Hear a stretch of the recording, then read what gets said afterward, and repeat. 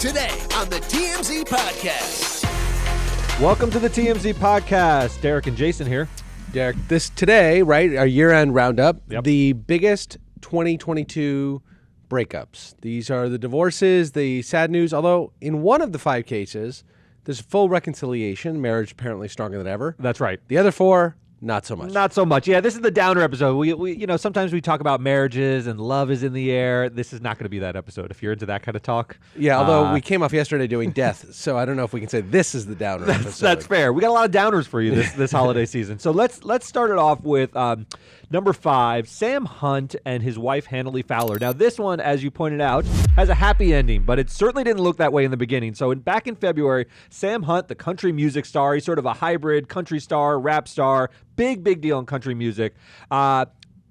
His wife filed docs to end their 5-year marriage, and she cited infidelity. Now that's something we had heard about for a while with Yes. Sam Hunt. She had been on this hunt. I didn't even say it that way. She had been suggesting there was infidelity for some time. The papers come out. She confirms those suspicions in the papers, claiming that he was unfaithful. Yeah, we see a lot of divorces. That's a bread and butter of sort of TMZ's website. But most of the times you get the old irreconcilable differences. So when Yes. you see a document that says Sam is, quote, guilty of inappropriate marital conduct and, quote, guilty of adultery, your eyes sort of widen because that's where you get the real grist. This is the inside What you know of is that there's some marriage. real bad blood there because Yeah. you could easily check the irreconcilable differences box. That's always available. It's always available to you, but instead she says, nope, not going to make it quite so easy on you, Sam. I'm going to point out to the world that you've been cheating on me. That's right. So she makes this allegation in these documents, but then 2 months later, after she files for this divorce, and it seems like things are going to get very, very messy because typically you start with that allegation and then things come out of the woodwork. You hear a lot of stories. Instead, Hannah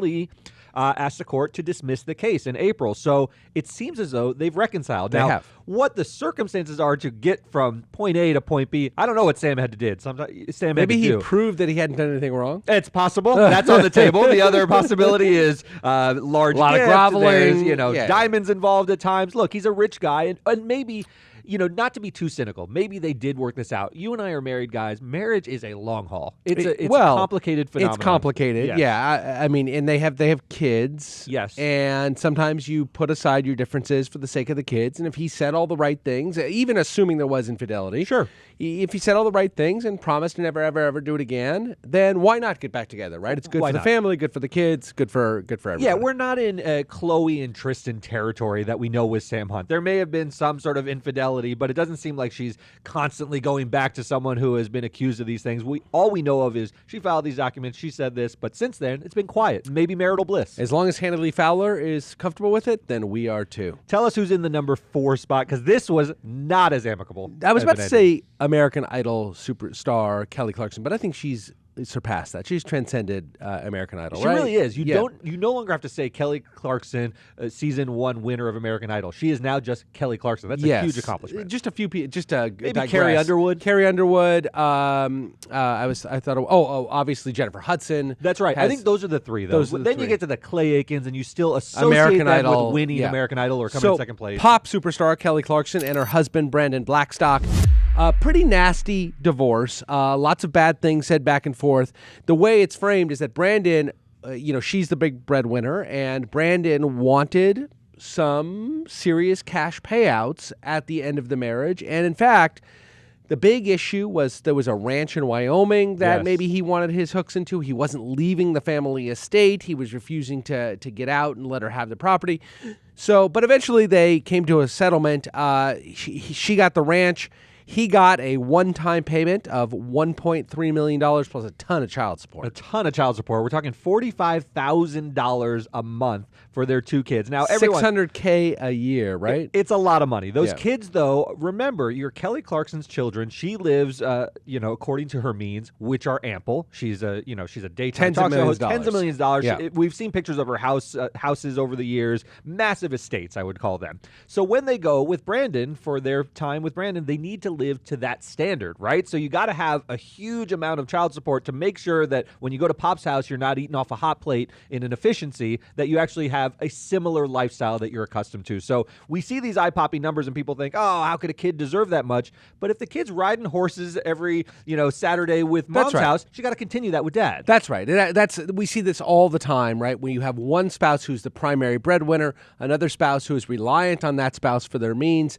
When they separate, they have two separate households now. The idea, again, as you said, is not to have the kid have all the toys at one house and have to go stay in the one-bedroom apartment in Studio City with then they resent dad. There's a disparity. Right. It's not good for the kids. They want to go stay with mom all the time because mom's got all the stuff.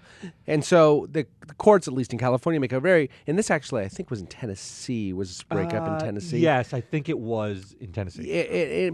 So in Tennessee as well, the courts will strive to make it as equitable as possible for the sake of the kids and the relationship between the kids and the parents. Now, the other element, before we move on from Kelly Clarkson and Brandon Blackstock, they had an interesting relationship. Brandon was actually her manager. Yeah. What do you think of that? I mean, it's hard. This happens often, and I often look at it cynically, but I think it's sort of normal to sort of be very close with the person managing your career. Now, when it curdles, it can be awful because he is actually paid through her success in a strange way, Sure. and it can end in these sort of nasty money squabbles. But I don't necessarily think it's bad. No matter how you meet, when a marriage ends, you look back on how you met and say maybe it was an ideal way. Yeah. I don't know. I mean, people meet at work all the time. I met my wife through That's work. right. I sort of thought about it. Is it any different than meeting your wife at work? Yeah, Not that different. Not different. Well, except It's a little he bit was of an an employee of hers, and that makes it. That does. To your point, I think you're right.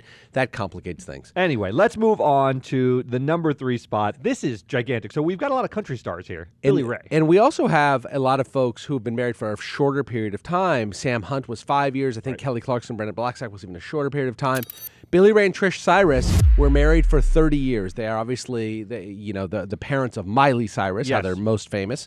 But their other children are stars as well. I mean, they've got a coterie. And they are stars as well. They were a star of the television show. Billy Ray had an enormous hit with Old Town Road alongside Little Nas X a couple of years ago.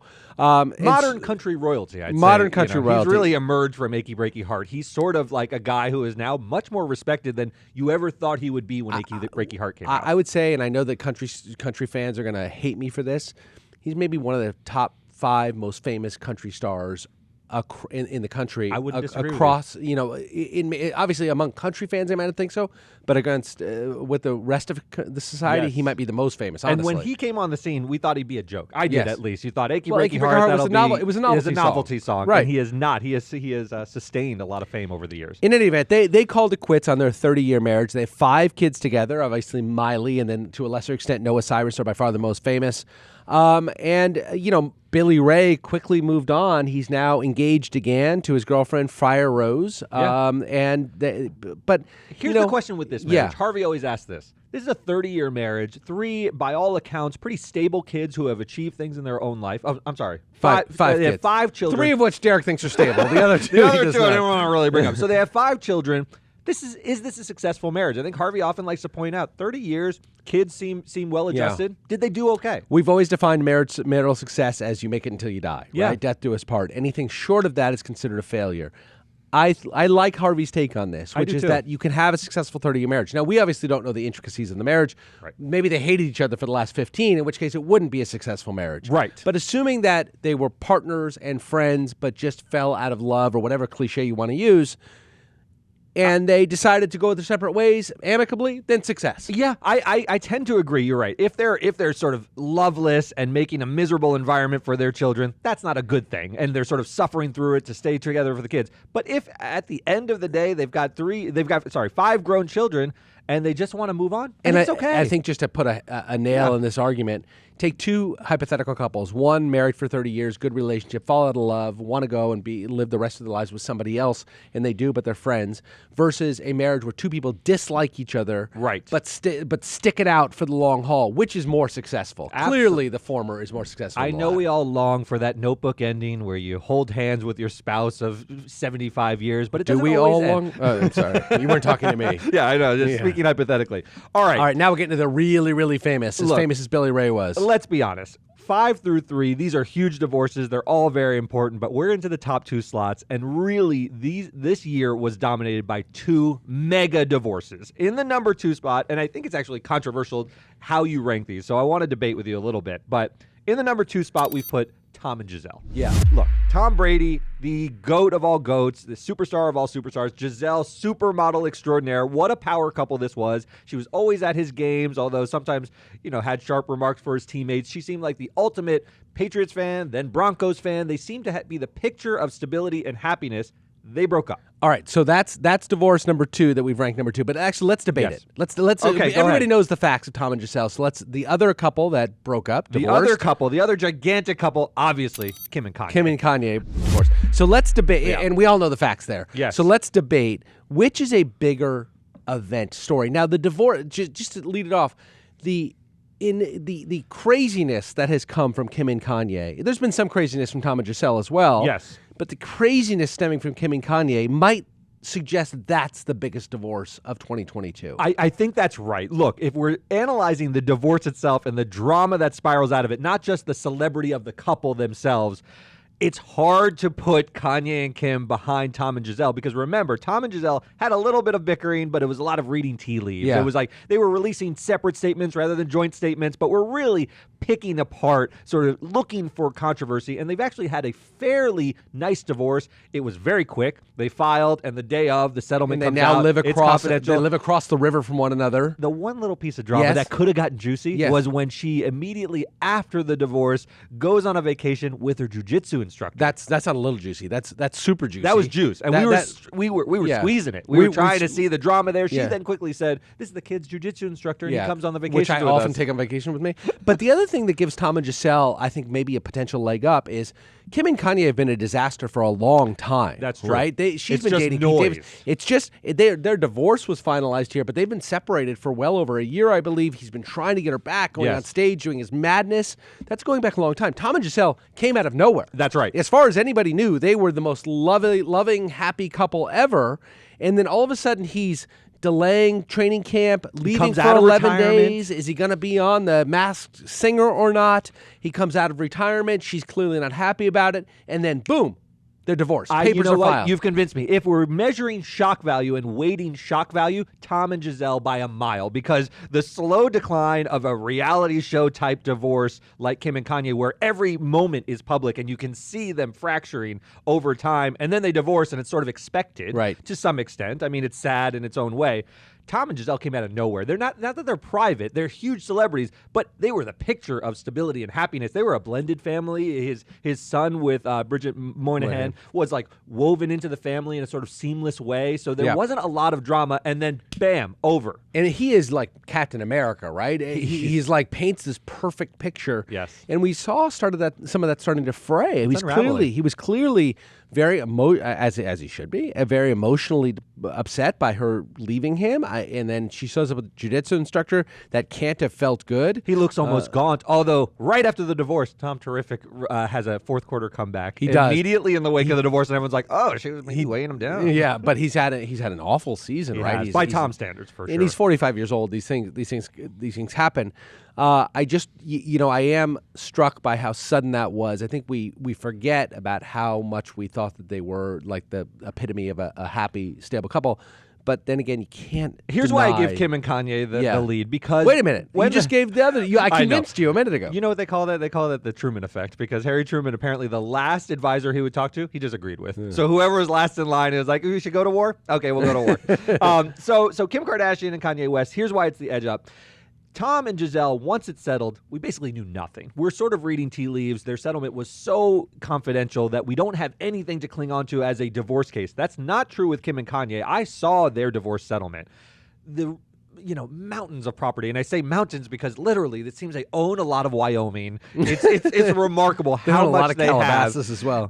He's paying $200,000 a month in child support, which is a remarkable figure given where his life is now. Look, he was a billionaire. He had, Yeezys, and he had these huge deals. A lot of that's fallen apart. I think he can still foot the bill. He's got a lot of money in the bank, but he's not what he once was, and he now has to foot this bill as a legal matter. So let's reconcile this with what we said about Kelly Clarkson having to give Brandon Blackstock all this money in child support to allow his lifestyle and with the kids equal to hers. Yes. Clearly, it's not the case here.